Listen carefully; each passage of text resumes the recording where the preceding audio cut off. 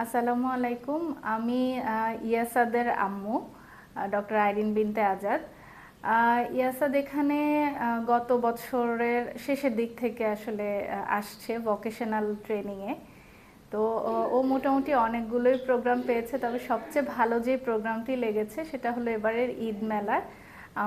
এখানকার তরি ফাউন্ডেশনের বা স্কুল ফর গিফটেড চিলড্রেনের বাচ্চাদের হাতে বানানো কাজ নিয়ে যে মেলাটি হলো সেটা খুবই অ্যাপ্রিসিয়েটিং। আমার ছেলেও এখানে একটা জিনিস বানিয়েছে। সে এই ওয়াল হ্যাঙ্গিংটা কালার করেছে, বেসটা কালার করেছে।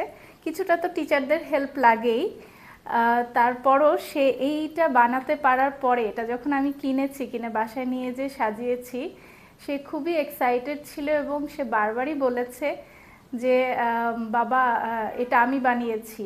এত বড় করে তো বলতে পারিনি, ভেঙে ভেঙে বলেছে আমি বানিয়েছি আমি বানিয়েছি। তারপরে এখানকার আরও যে বাচ্চারা যা কিছু বানিয়েছে তার মধ্যে অনেক কিছুই আমি দেখলাম, কিনলাম, আমার কাছে খুব ভালো লেগেছে।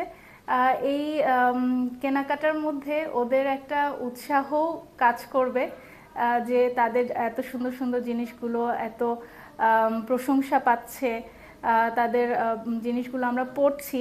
এই যে আমি যে আজকে মালাটা পরে এসেছি, এই মালাটাও তরি ফাউন্ডেশনের একটা স্টুডেন্টের বানানো।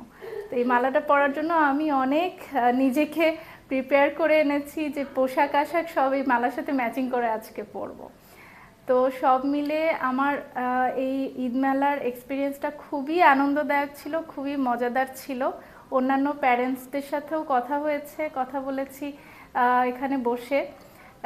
তারাও খুবই প্রত্যেকের কাজে, প্রত্যেকটা বাচ্চার কাজে বেশ আনন্দিত। আমি আশা করছি তরি ফাউন্ডেশনের এই ছোট ছোট উদ্যোগগুলো সব সময়ের জন্যই থাকবে, আর আমাদের প্যারেন্টসদেরকে একটু আনন্দ উৎসাহ দিবে আরও বেশি বেশি করে। আর অবশ্যই বাচ্চাদেরকেও তো উৎসাহ দিতেই হবে, সেটা তো আর কি বলার অপেক্ষা রাখে না।